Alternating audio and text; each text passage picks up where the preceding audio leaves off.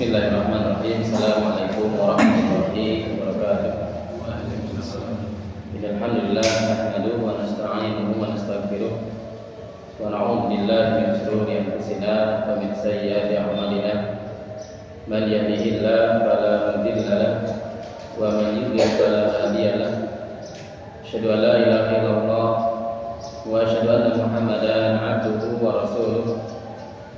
Ya ayyuhalladzina amanu taqullaha haqqa tuqatih wa la tamutunna illa wa antum muslimun. Ya ayyuhan nasu taqu rabbakumul ladzi khalaqakum min nafsin wahidah wa khalaqa minha zawjaha wa batha minhuma rijalan katsiran wa nisaa'a wattaqullaha alladzi tasaaluna bihi wal arham innallaha kana 'alaikum raqiba.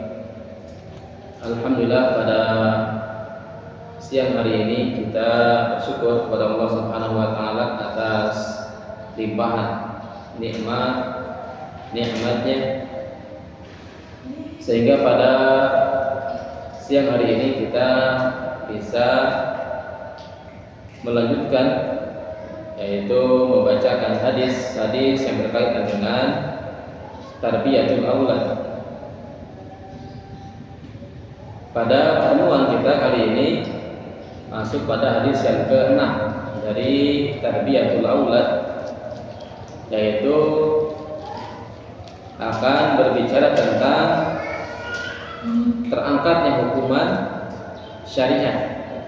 Ini secara syar'i, ya, hukum syar'i dari anak-anak yang belum baligh. Ini merupakan salah satu tema kepada orang tua. Jangan main-main terhadap anak usia 0 sampai dia balik. Ya, kenapa? Karena bagaimanapun mereka berbuat dosa, ya mereka tidak berdosa gitu. Bagaimanapun dia melakukan sebuah kesalahan, dia tidak berdosa. Artinya kalau Allah saja tidak menghukum, ya, Allah saja tidak marah kepada anak-anak yang melakukan perbuatan dosa, ya, mau dia melanggar syariat, misalkan tidak sholat, tidak puasa, mencuri, apapun, anak yang belum balik dia tidak adanya hukuman dari syariat.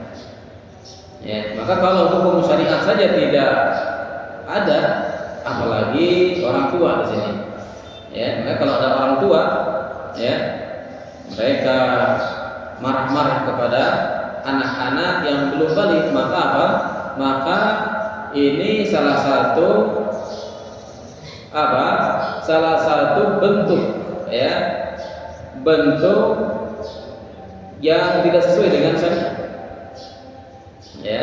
Apalagi misalkan kesalahannya itu adalah hal-hal duniawi, ya, anak kecil belum bisa menulis, belum bisa membaca, sudah dimarahin, ya.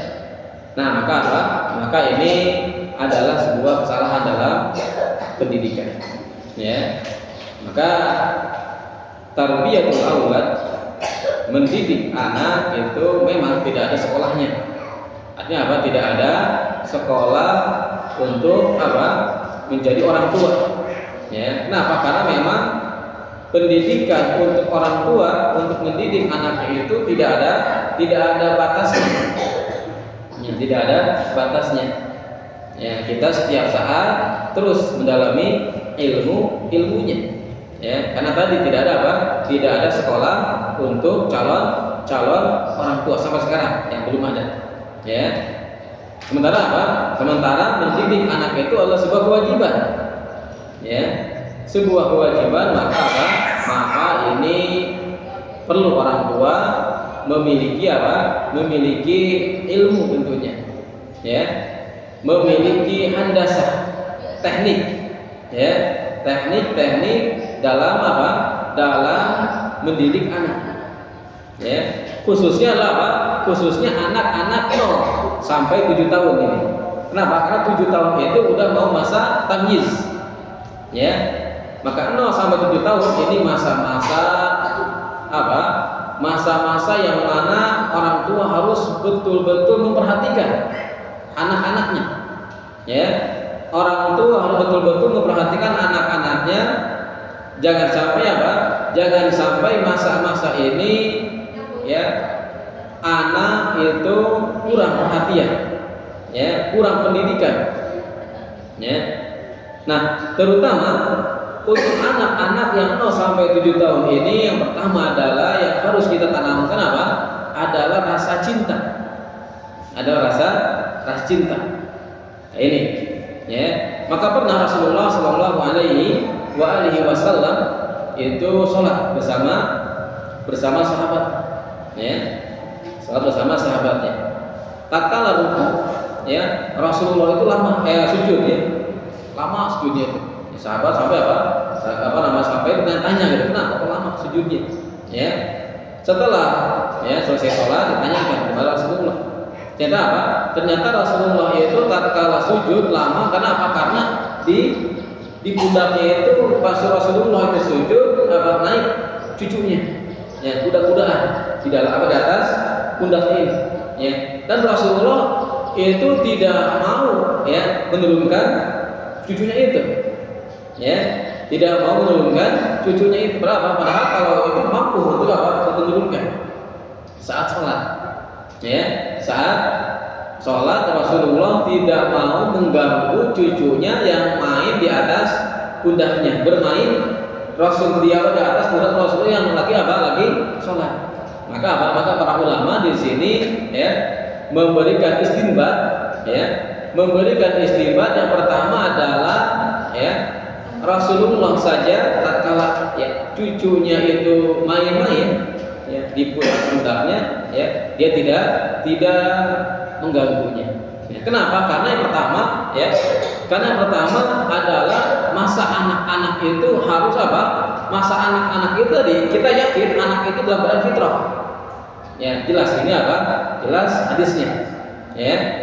Kullu mauludin yuladu ala fitrah. Nah, jadi apa? Setiap anak itu dalam keadaan fitrah. Ya. Maksud fitrah di sini adalah apa? Dalam keadaan Islam. Ya, dalam keadaan Islam. Kenapa? Karena hadis di sini dilanjutkan orang tua yang salah. Kalau anak itu apa? Yahudi, Nasrani, Majusi. Di situ tidak disebutkan Islamnya. Kenapa? Karena memang seorang anak itu lahir dalam keadaan Islam, dalam keadaan baik, ya, dalam keadaan baik. Artinya kalau ada anak salah berarti apa? Ada kesalahan dalam mendidik. Kenapa? Karena anak itu lahir dalam keadaan baik. Ya. Nah, lalu bagaimana sekarang kita menyikapi perilaku anak-anak? Misalkan dia yang suka marah, yang suka misalkan egois ataupun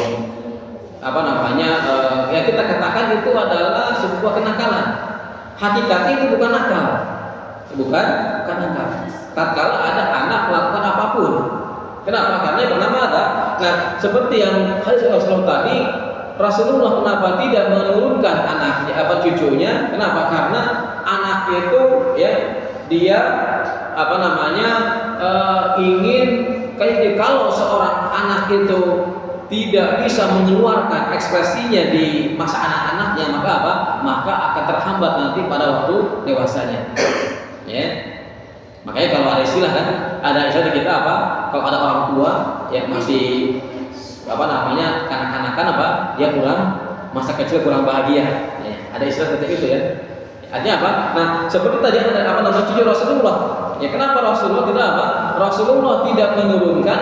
Kenapa? Karena kata para ulama pertama adalah salah satu istinbat hukumnya adalah untuk menghilangkan egosentris anak itu.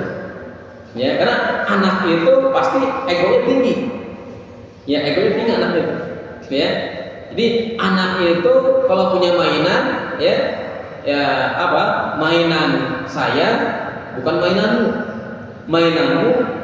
Mainan saya. Itu anak-anak itu.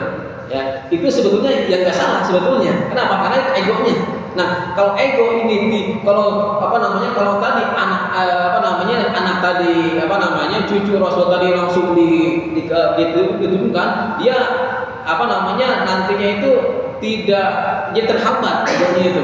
Maka egonya itu akan nanti disambungkan pada saat dia dewasa. Ya, saat dia dewasa. Ya. Kalau anak-anak misalkan waktu kecilnya sholat sore, emang betul itu nggak apa-apa, ya, nggak apa-apa coret-coret. Ya. Cuma mungkin memang kita kalau dia coret-coret di dinding kita digadis di di buku. Kenapa coret-coret? Kalau kita tahan saat dewasa coret-coret. Itu ya. Jadi hal-hal yang waktu kecilnya itu ditahan, ya maka akan dia lanjutkan nanti saat dia dewasa, ya. Nah ini maka anak itu ya saat 0 sampai 7 tahun ya mau dia melakukan apa saja selama itu tidak bukan yang hal sifatnya membahayakan, ya membahayakan, maka itu tidak apa-apa, ya tidak apa-apa. Kenapa? Karena memang masanya anak itu main tadi pertama, yang kedua untuk melampiaskan egonya tadi, ya. Kalau bahasa kita egosentrisnya ya dilampiaskan, diselesaikan, maka setelah dia dewasa dia sudah puas dengan egosentrisnya itu. Maka kalau sekarang ada ya orang-orang yang sudah tua dewasa masih egonya tinggi, maka jangan-jangan pas waktu dia masih kecil itu ibunya sering atau orang tuanya itu sering menahan-nahan, ya, dia menahan, ya. Nah itu, kita bisa melihat sekarang kalau misalkan ada anak kita lagi sholat, ya, naik di pundak kita, pasti kita marahin, ya, pasti kita marahin. Tidak Rasulullah tidak diam, sampai cucunya itu turun sendiri, ya, sampai cucunya turun sendiri, ya baru Rasulullah Shallallahu Alaihi Wasallam itu selesai dari sujudnya, ya. Nah, yang kedua adalah ya para ulama membuat istinbat. Yang kedua adalah untuk menghilangkan kalau setelah anak-anak yang masih kecil itu melampiaskan ekspresinya itu itu karena anak-anak itu imajinasinya imajinasinya tinggi, ya, imajinasi anak itu, ya. Maka di sini sebagai orang tua harus paham.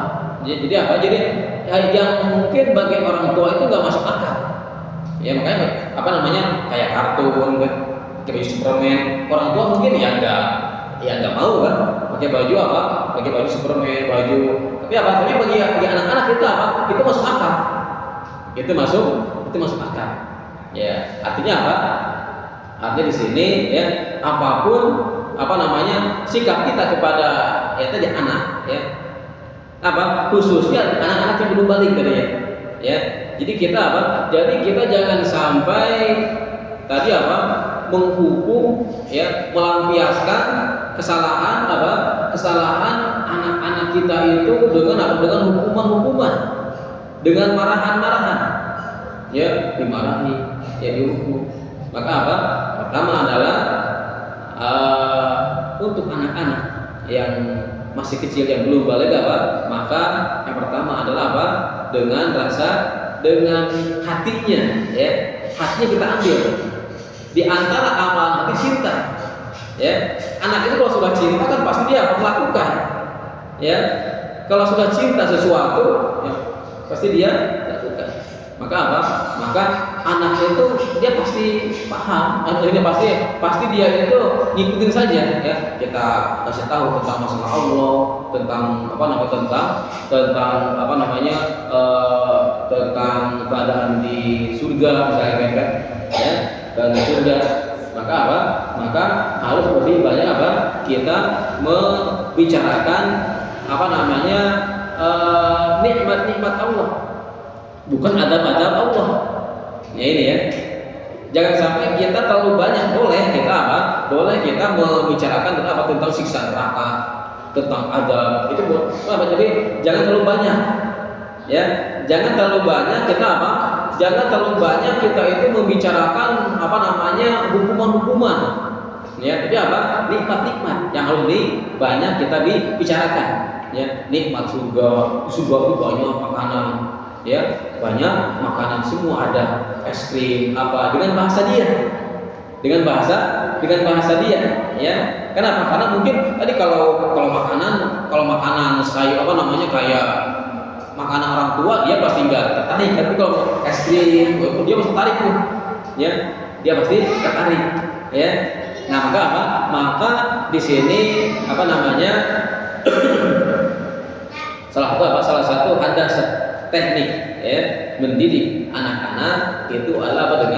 Dengan cara kita mengambil hatinya, bukan dengan apa namanya dengan hukuman, ya, dengan marah itu bukan. Kenapa? Karena tatkala kita marah kita rugi. Pertama apa? Pertama, ya, marah kita itu tidak berdampak kepada anak, ya, nggak berdampak kepada anak.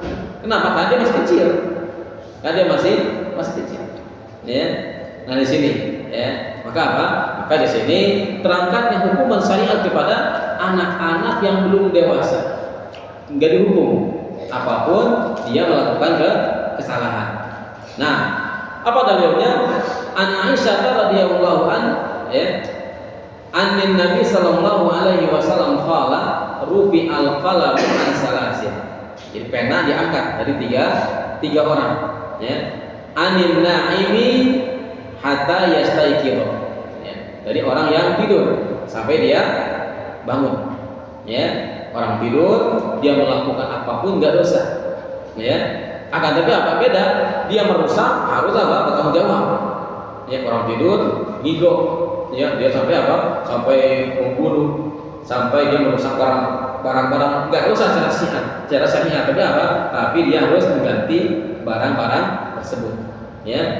Wa anisagiri hatta yakbura, anak kecil sampai apa? Sampai dia dewasa. Nah ini yang kita bahas, ya, anak kecil sampai dia dewasa. Artinya apa? Kita harus betul-betul memperhatikan apa? Anak-anak dari usia kecil ini. Perhatian kita kepada anak-anak yang belum balik itu harus lebih ketimbang apa? Ketimbang yang sudah balik. Ya, harus lebih perhatian. Ya. Kenapa? Karena ini adalah pondasi. Ya, yang namanya pondasi kan harus kuat kan. Ya. Nah, kesalahan sekarang tidak sebaliknya. Ya, sekarang itu kesalahan dia justru apa? Memperhatikan yang sudah dia dewasa, ya, diperhatikan. Ya, yang masih kecil anaknya nggak diperhatikan. Ya, padahal tadi seseorang itu dewasa hasil apa? Hasil dia itu apa? Masih kecil hasilnya itu. Ya. Nah, maka pondasinya, ya. Jadi mendidik anak yang belum balik itu sama seperti kita apa? Menyiapkan pondasi rumah. Yang namanya pondasi rumah itu pertama apa? Harus kuat, tapi tidak kelihatan. Ya, nggak ada kan sekarang gedung tinggi, wah bagus pondasinya, enggak. Ya, nggak ada. Bagus apa? Ya bagus catnya, bagus jendelanya. Apa? Padahal gedung itu tinggi karena kuat. Karena kuat pondasinya. Nah di sini, karena orang sekarang tidak tahu anak itu sudah dewasa bagus padahal hasil dia belum balik lagi hasilnya. Ya, maka kita harus betul-betul memperhatikan, ya, memperhatikan kondisi anak-anak yang masih khususnya adalah usia 0 sampai 7 tahun ini, sampai dia masa balik, masa tamyiz. Nah, setelah dia 7 tahun sampai dia masa balik, nah inilah masa-masa persiapan dia, tarbiyah dia, ya, tarbiyah dia untuk apa? Untuk nanti melakukan dia menjadi manusia mukallaf, ya. Mukallaf itu dia membebani hukum dari Allah Subhanahu wa taala. Ya. Apakah bisa kita mendidik anak dari 0 sampai 7 tahun? Ya bisa. Justru bismillah ininya masa bagusnya. Apa yang harus kita didik? Pertama adalah pendengaran. ya, pendengarannya. Ya, usia 0 sampai ya 2 tahun itu pendengarannya harus kita apa? Yang harus kita terus dengarkan sebagai apa? Pendengaran yang baik. Ya, pendengaran yang baik yang apa? Yang harus kita berikan kepada mereka. Ya, bacaan apa namanya bacaan. Jangan dulu dia menghafal, itu aja mendengar. Ya, mendengar apa? Mendengar kalimat-kalimat yang baik di rumah. Ya, maka apa? Maka di sini orang tua wajib apa untuk apa? Mendengarkan ayat-ayat Al-Qur'an. Juga apa? Mendengarkan kisah-kisah. Kalau anaknya itu laki-laki maka apa? Dengarkan kisah-kisah Nabi Ibrahim alaihissalam. Ya, Nabi Ismail alaihi salam. Ya. Kalau dia itu anaknya perempuan maka apa? Mendengarkan kisah-kisah bagaimana Maryam, ya, Khadijah, ya, Fatimah, ya, Asia, ya. Maka inilah role model, ya. Role model anak-anak perempuan itu apa? Yang 4 ini. Ya, Khadijah, Asia, yang Fatimah dan Maryam. Ya, maka ceritakan kepada mereka kisah-kisah mereka ini. Ya.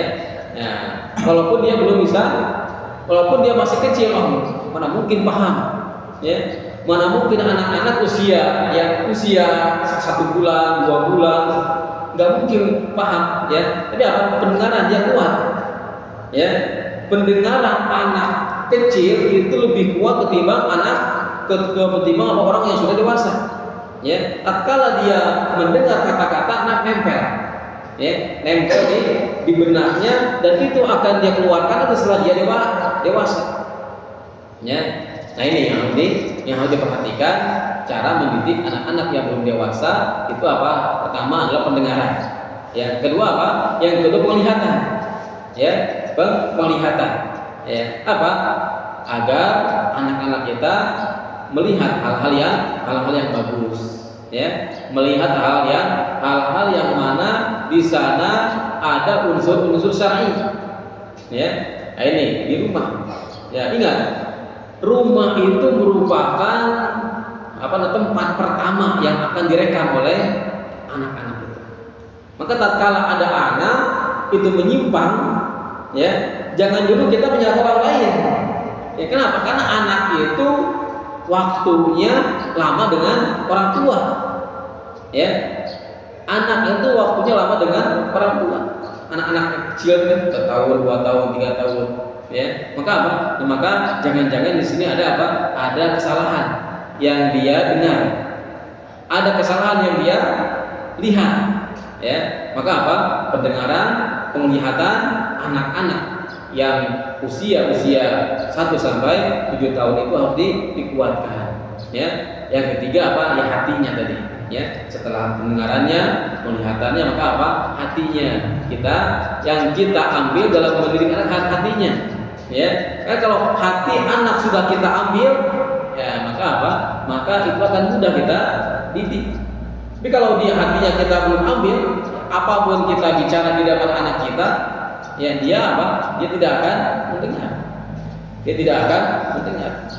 Nah, maka jangan sampai dalam kita mendidik anak itu jangan sampai kita itu ingin ditakuti.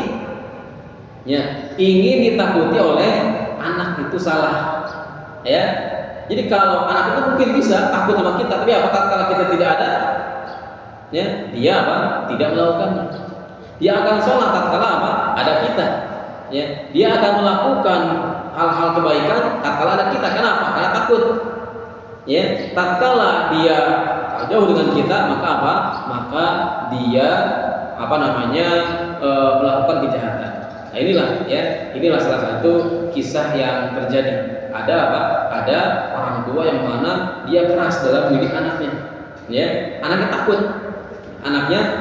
dan dia melakukan kebaikan di depan orang tuanya. Tapi tatkala dia itu sudah dewasa, dia sudah bisa mandiri, maka dia ternyata yang dia lakukan itu kebalikan dengan yang dia lakukan tatkala dia di depan orang tuanya. Ya, maka apa? Maka kita mengambil hati anak. Bagaimana caranya? Tadi tanamkan kepada anak-anak kita cinta. Ya, cinta, dan cinta itu kan mungkin dengan kekerasan, tapi apa? Dengan kelembutan. Cinta itu dengan kelembutan. Ya, nah di sini dengan kelembutan juga apa? Juga cinta itu adalah, maksudnya apa? Kita itu menanamkan sesuatu, bahkan ilmu itu jangan sampai langsung anak kita langsung disuruh menghafal, disuruh ini, itu apa? Disuruh dulu apa? Di kita itu tanamkan agar dia itu cinta dulu sholat, cinta dulu Nabi, cinta pada Allah. Ya, setelah cinta maka dia apa? Maka dia akan melakukan. Ya, maka dia akan melakukan. Kalau kita dipaksa maka apa? Banyak kan sekarang. Maka orang-orang anak-anak sekarang apa? Anak-anak sekarang yang mana dia itu sekolah saja terpaksa kan? Ya, kenapa? Karena anaknya bapaknya memaksa. Harus ke sini gitu kan? Harus ke sini. Ya, maka apa? Maka anak itu semuanya tidak ada potensi buruk. Ya, nggak ada anak itu. Kenapa? Karena fitrahnya Islam. Ya, fitrahnya Islam. Tidak ada potensi buruk bagi anak. Ya, ini yang harus kita ketahui bagi orang tua. Ya, anak itu semua baik. Ya, anak semua baik. Ya, maka apa? Maka termasuk sekolah yang bagus itu adalah sekolah yang mana dia itu tidak adanya tes gitu kan. Ya, kalau ada sekolah yang mana dia itu menerima ya murid-murid yang bagus saja, berarti itu enggak, ya sekolah itu enggak baik. Kenapa? Karena dia hanya, ya kalau sekarang kita mendidik orang pintar ya gampang kan, gurunya bodoh pun pasti pintar, pasti anaknya kenapa? Anaknya pintar gitu kan, ya anaknya pintar. Ya. Maka apa? Maka di sini apa? Maka anak itu punya potensi. Ya, anak itu punya potensi. Kenapa? Bagaimana orang tua itu mengetahui potensi anaknya ini? Nah ini ya. Jangan sampai orang tua tidak mengetahui arah potensi anak. Anak itu apa nih dia ininya, potensinya ini? Ya, anaknya ini dia kira-kira maunya kemana nih? Ya, kenapa? Karena kalau dalam hal dalam hal dunia itu ya nggak apa-apa. Anak kita mau jadi insinyur, jadi dokter, mau jadi, ya itu yang nggak jadi masalah. Itu kan? Jadi jangan sampai di benak kita itu pokoknya anak itu ya harus mondok lah gitu kan. Anak itu jadi ustaz gitu kan. Nah ini yang salah ini. Makanya apa? Makanya banyak orang yang anak-anak yang di kepondokan setelah dia keluar pondok ya dia maksud karena dia memang tidak mau gitu kan. Ya dia dia kuliahnya ya kuliah jurusan yang lain gitu kan. Nah itu ya. Ya, berarti di sini kita nggak boleh mondok ya. Mondok ya bagus, sekarang itu kan mondok itu bukan berarti yang mempelajari agama saja kan. Banyak yang belajar belajar umum. Maka makanya di sini adalah orang tua itu jangan memaksa, ya. Jangan memaksakan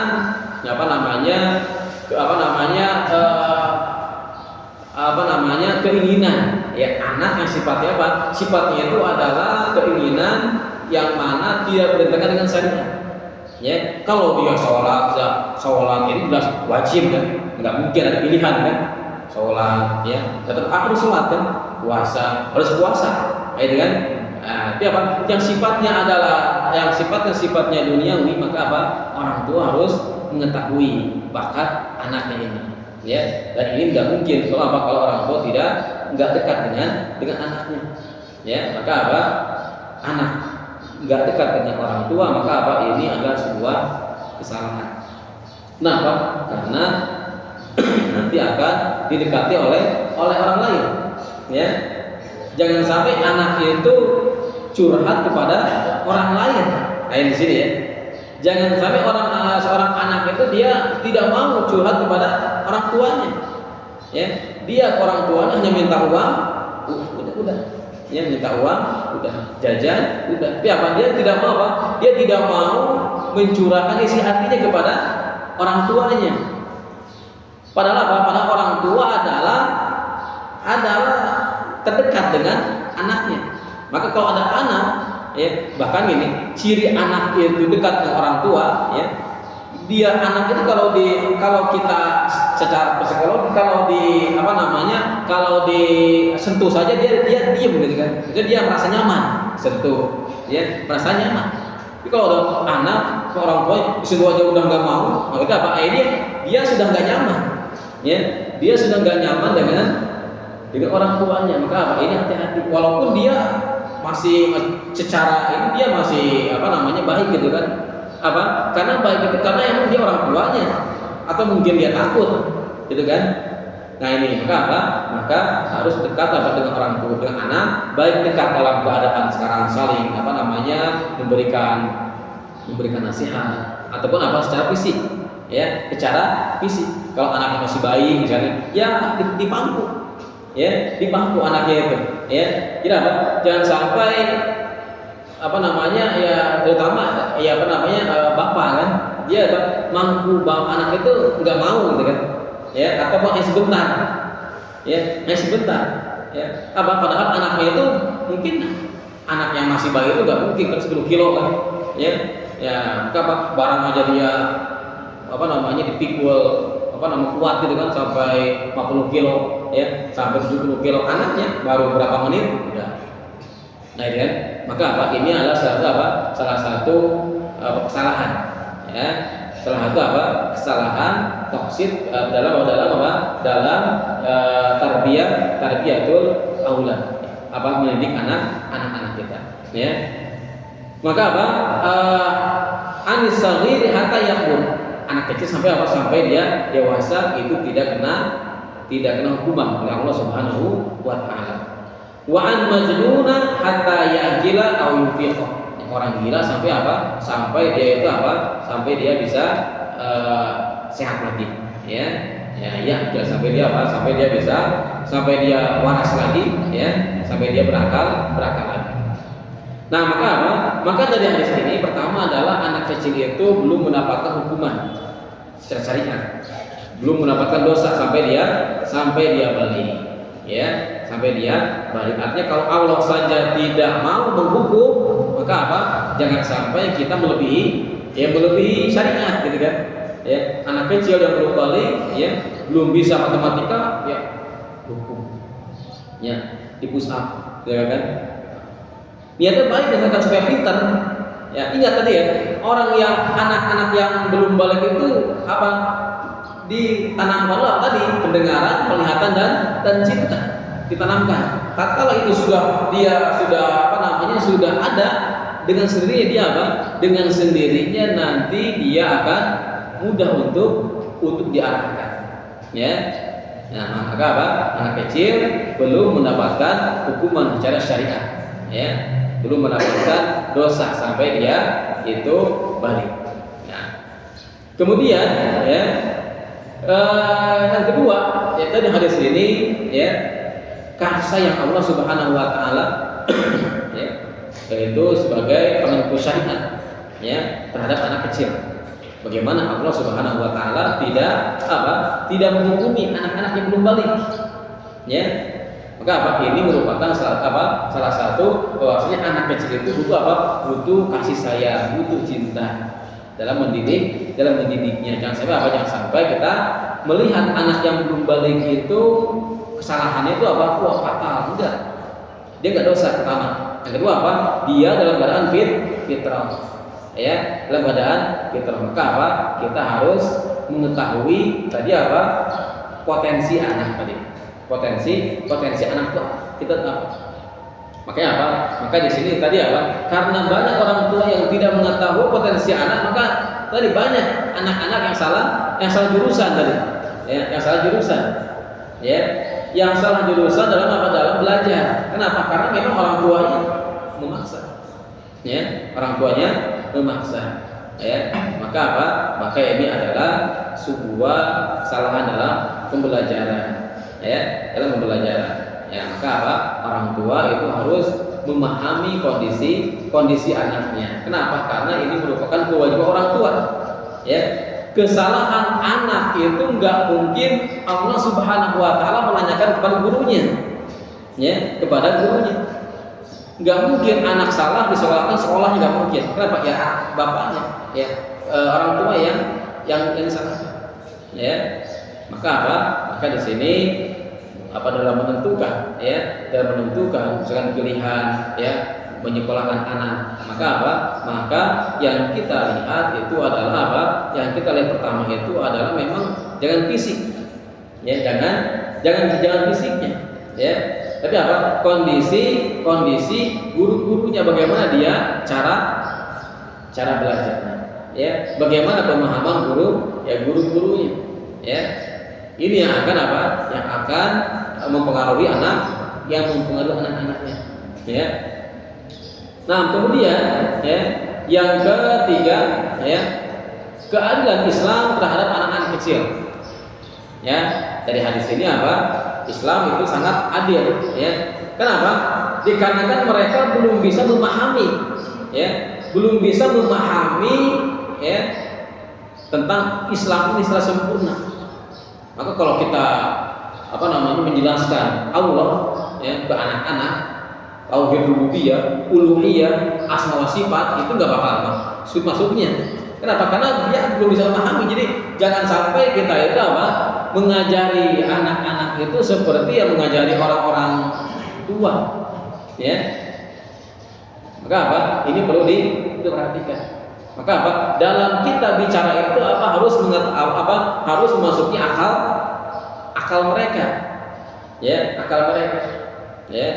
Maka intinya kita harus banyak bicara depan anak-anak, apalagi anak-anak yang masih bayi ini. Jangan diam. Makanya dalam sebuah penelitian, jika anak masih bayi itu orang tuanya banyak bicara, banyak ngomong, ya, apalagi bicaranya adalah hal yang positif gitu kan, maka dia akan menjadi cerdas setelah dia balik itu. Ya, kenapa? Karena dia banyak yang nempel gitu kan, banyak nempel. Ya, kan seseorang itu kan bicara itu apa yang dia dengar kan, apa yang dia lihat, dia nanti akan bicarakan. Kosakata lah yang berarti kosakata kan. Makanya kan anak-anak nggak ada kan, anak-anak itu nggak ada menghafal kosakata, nggak ada. Ya, tidak pernah ya kita temui anak kecil menghafal kosakata seperti kita belajar bahasa Arab. Belajar kosakata kan, ya, dihafalkan gitu kan, kosakata tiap hari satu ya. Anak kecil enggak. Kenapa? Karena emang dengan mendengar. Maka kalau dia mendengar hal yang baik, maka seperti cangkir, ya nggak mungkin kan memasukkan kita air teh keluar air kopi, itu nggak mungkin. Pasti tatkala kita memasukkan air teh, maka yang keluar air teh pasti. Ya, kalau kita memasukkan air susu, keluar air susu. Ya, maka di sini Maka di sini pendengaran dia jaga, penglihatan dia jaga. Kenapa? Dan tadi jaga rasa kasih sayang dia kepada mereka. Kenapa? Karena mereka itu belum bisa memahami pemahaman yang kita itu harus jelasin enggak. Cukup kita cintai dia, ya. Cukup dia kita mencintai dia. Maka setelah hatinya itu kita rebut, maka mudah dalam mendidik mereka, ya. Maka mendidik itu butuh proses. Yang sampai kita itu ada, misalkan kita lihat ada orang ada anak kecil nih 6 tahun disangkal Quran, kita merasa ingin mimpi gitu kan, anak itu dipaksa menghafal, ya. Maka ini salah, ya. Nah ini, jadi jadi kita itu jangan sampai, karena tadi potensi anak kita dengan dia beda, ya. Beda potensi anak kita dengan dia. Jangan sampai kita tuh melihat sesuatu yang bagus, betul dia ingin, kita cuma lihat potensi anak kita. Ya, jangan kita memaksakan, apalagi dengan dengan beban-beban tadi, ya, beban-beban, ya, di anak yang masih usia 5 tahun, 6 tahun, ya, dipaksa menghafal, ya kan, enggak hukum, ya, enggak misalkan dikasih ancaman. Kenapa? Karena biar dia hafal Quran. Betul tujuan, tapi caranya? Kok dia bisa yang anak lain, ya kan? Tapi yang mungkin tadi beda karena ya beda akal, beda akalnya. Ya, maka apa? Kita meyakini tatkala kita punya anak, anak kita itu apa? Mempunyai apa? Mempunyai kemampuan. Ya. Mempunyai kemampuan dan orang tua harus tahu kemampuannya apa nih. Nah, ini yang itu ya, ini apa? Ini yang apa namanya? Yang sulit ini. Ya karena kalau anak kan sekolah, karena bagaimana orang tuanya kan? Ke sini, orang tuanya bagaimana? Ya, tergantung orang tuanya. Ya maka apa? Tatkala orang tua salah mengarahkan, maka apa? Nah, maka apa? Maka ini menjadi sebuah apa? Hal yang fatal. Nah, kemudian juga dalam hadis ini ya, kita bisa mengambil faedah bahwasanya apa? Kewajiban ya pendidik ya itu untuk memperhatikan apa? Memperhatikan usia. Ya, memperhatikan usia ya. Usia di sini ya. Artinya apa? Artinya dalam usia itu kita jangan sampai kita memaksakan usia anak kita belum sampai gitu kan, kita memaksakan apa harus seperti ini ya. Maka apa, ini adalah seorang pendidik, berarti apa, dia tidak mengetahui ilmu ya. Nah, maka di sini apa, orang tua itu wajibnya orang tua mengetahui ilmu tarbiyatul aulad, melebihi wajibnya dia itu mengetahui apa, ilmu pekerjaan dia ya. Ilmu pekerjaan ya, kan ada apa namanya, ilmu yang wajib kita ketahui. Pertama apa? Ilmu tentang Allah, ilmu apa? Ilmu tentang syariat Islam, itu wajib ya. Yang kedua adalah ilmu tentang pekerjaan kita. Kalau kita kerjanya adalah menjahit, maka apa? Kita harus mendalami ilmu tentang menjahit. Ya, kalau kita kerjanya adalah seorang tukang, ya maka apa? Kita harus mendalami ilmu tentang tukang. Kenapa? Karena itu merupakan mata pencaharian kita. Wajib kita apa? Mengetahui. Ya, maka apa? Bagaimana mungkin ya, kita sekarang apa namanya mendalami ataupun kita itu bekerja di sebuah tempat, maka kita apa? Kita tidak mengetahui ilmunya, kurang ilmunya. Itu apa? Itu apa namanya, hal yang sangat fatal ya. Kemudian yang ketiga, ilmu apa? Tentang mendidik anak, ini wajib. Kenapa? Karena tadi justru apa? Mendidik anak itu, kalau kita sekarang kerja ya, kerja di pabrik salah ya, paling fatal kita dikeluarkan. Udah kita dikeluarkan, kita nggak akan, ibaratnya nggak akan, kita masih bisa kerja lain gitu kan ya. Tatkala kita mendidik anak salah, nah ini ya, salah dalam mendidik anak, maka apa? Ini akan fatal apa? Dia akan fatal. Kenapa? Karena anak itu akan memberikan pengaruh kepada kita, orang tua ya. Ada dua orang yang mana dia itu ikhlas dalam mendoakan. Pertama orang tua kita, yang kedua anak kita. Nah kalau anak kita salah, bagaimana gitu kan? Dua orang ini ya, kedua orang ini jangan sampai kita menyia-nyiakan dia, ya orang tua kita sama apa? Ya sama anak kita. Ya kenapa? Dua orang inilah yang apa namanya, ada pengaruhnya kepada kita gitu kan? Ya, ada pengaruhnya kepada kita. Orang tua kita doanya mustajab.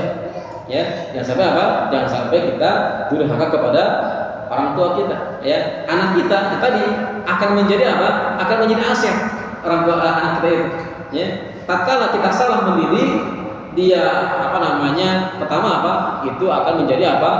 Pertanggungjawaban kita nanti di akhirat. Kenapa? Karena Allah mengirimkan anak kepada kita dalam keadaan fitrah tadi. Ya, dalam keadaan fitrah. Maka apa? Tatkala kembali ya dalam keadaan rusak, maka apa? Maka pertama adalah kita nanti harus mempertanggungjawabkan. Ibarat barang kan? Ya, anak itu ibarat barang titipan. Ini Allah apa? Allah menitipkan barang kepada kita. Tidak anak. Maka apa? Kembali apa?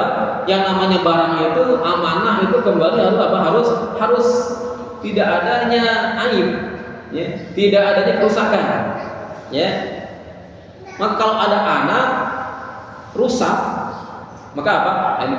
Maka pertama kali itu apa? Orang tuanya yang bertanggung jawab. Kenapa rusak?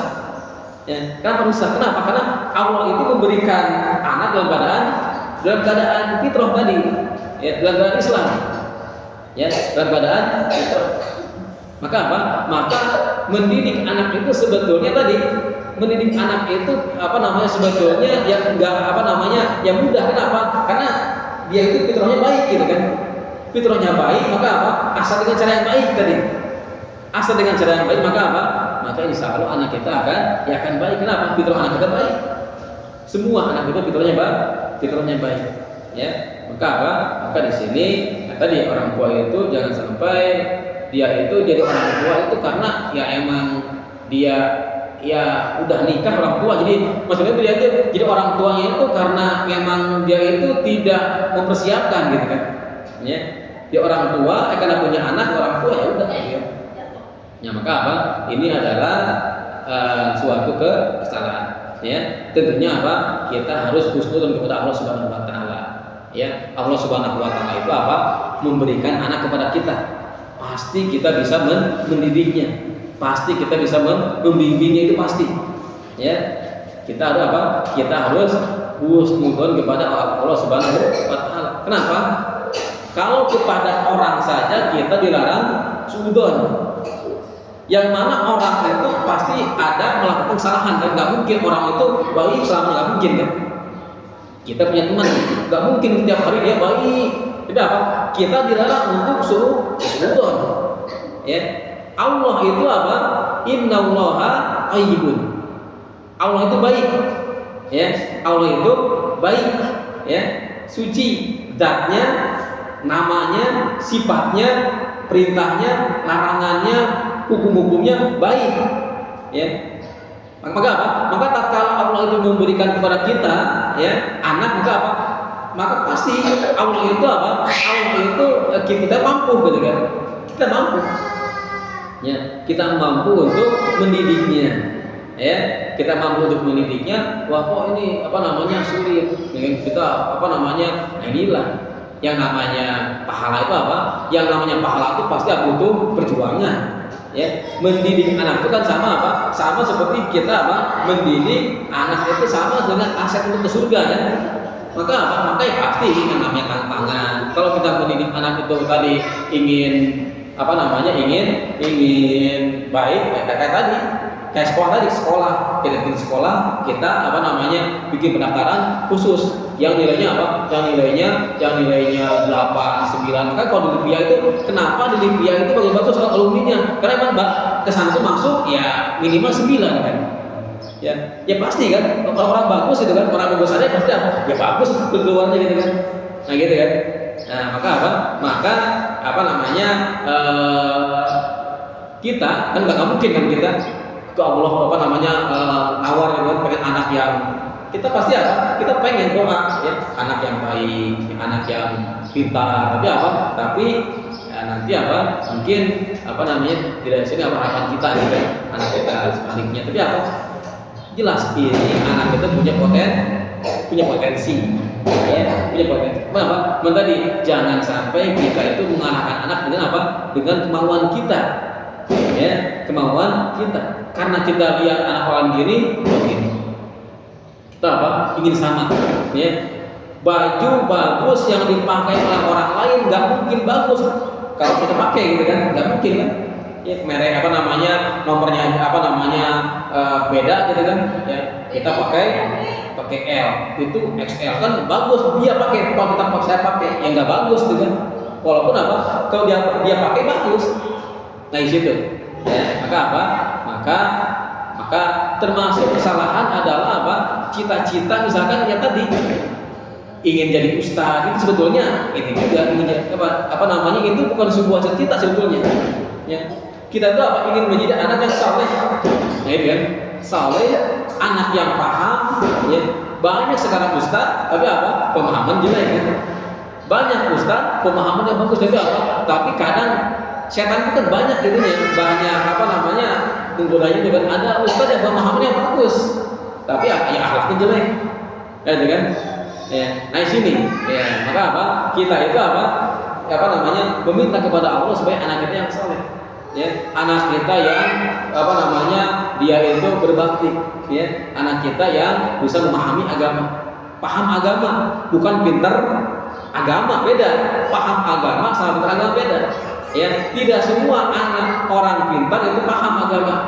Ya, yang apa namanya Allah inginkan apa? Paham. Ya, memahami agama. Baik, maka apa? Di sini hadis yang ke-6 ya.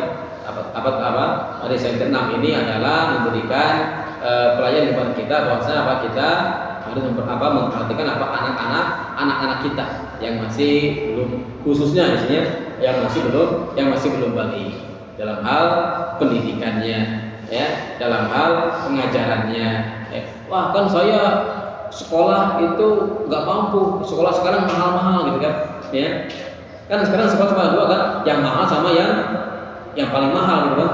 Maka apa? Sekolah nggak wajib, yang wajib itu apa? Belajar. Nah di sini ya, sekolah tidak wajib, belajar yang wajib artinya apa? Pemahaman itu. Ya. Maka apa? Maka di sini apa namanya ya orang tua harus bisa apa? Memperhatikan. Ya. Di antaranya apa? Adalah tadi ya anak-anak yang masih kecil itu apa? Pendengarannya, penglihatannya, dan hatinya harus kita jaga. Anak kecil itu apa? Walaupun dia akalnya dia belum matang, tapi apa? Dia punya perasaan. Dan dia nggak mungkin mengungkapkan. Ya, anak kecil itu dia nggak bisa mengungkapkan. Tapi apa? Dia punya perasaan. Ya kalau dicubit ya pasti nangis. Ya kalau misalkan dia sakiti pasti dia sakit. Ya. Maka apa? Maka hati-hati, ya. Hati-hati bermuamalah dengan apa? Anak-anak yang belum balik. Kenapa? Karena kita bermuamalah dengan orang yang mana dia tidak kena dosa. Ya. Sementara kita sudah balik, ya. Kita sudah tua, kita sudah banyak dosa. Bermuamalah dengan orang yang masih suci. Enggak apa? Ini hati-hati. Jangan sampai kita marah-marah kepada anak yang apa? Yang mana anak itu adalah yang masih belum kena dosa. Dan ingat sekali lagi, yang namanya marah itu ya nggak ada ininya, tidak ada baiknya. Ya, dalam hal sekarang takdim, ya, dalam hal sekarang kita mendidik anak-anak kita.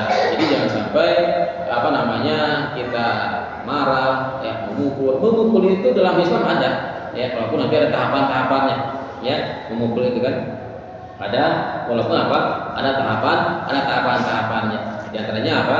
Dia di atas daripada 10 tahun. Ya, juga apa? Pukulannya itu adalah pukulan yang mana tidak membekas. Ya, tidak membekas pukulannya itu, ya. Nah, juga pukulan itu adalah tergantung sekarang ininya konteks kesalahannya, ya, konteks kesalahannya, ya. Kalau hanya kesalahan dalam hal dunia, nah, maka ini tidak boleh, ya. Kalau kesalahan yang sudah menyangkut masalah syariat, nah ini, ya, ini ini diperbolehkan selama tidak membuat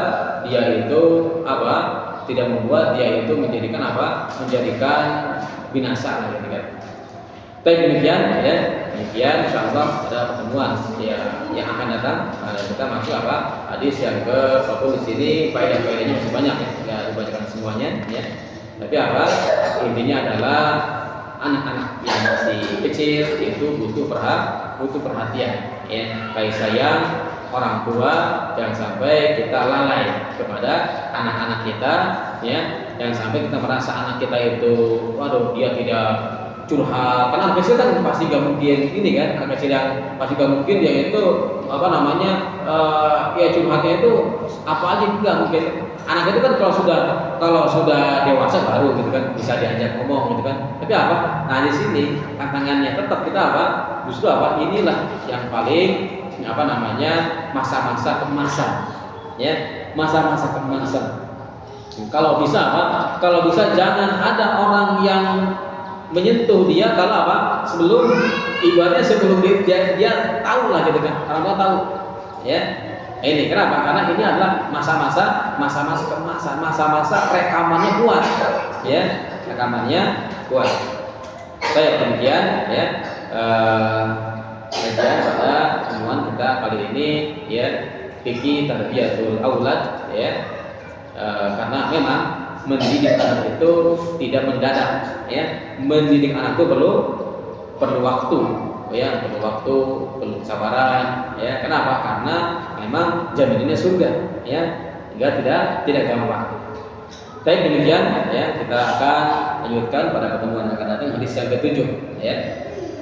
Baik, mudah-mudahan bermanfaat ya. Subhanakallahumma bihamdika asyhadu an la ilaha illa anta astaghfiruka wa atubu ilaik. Assalamualaikum warahmatullahi wabarakatuh.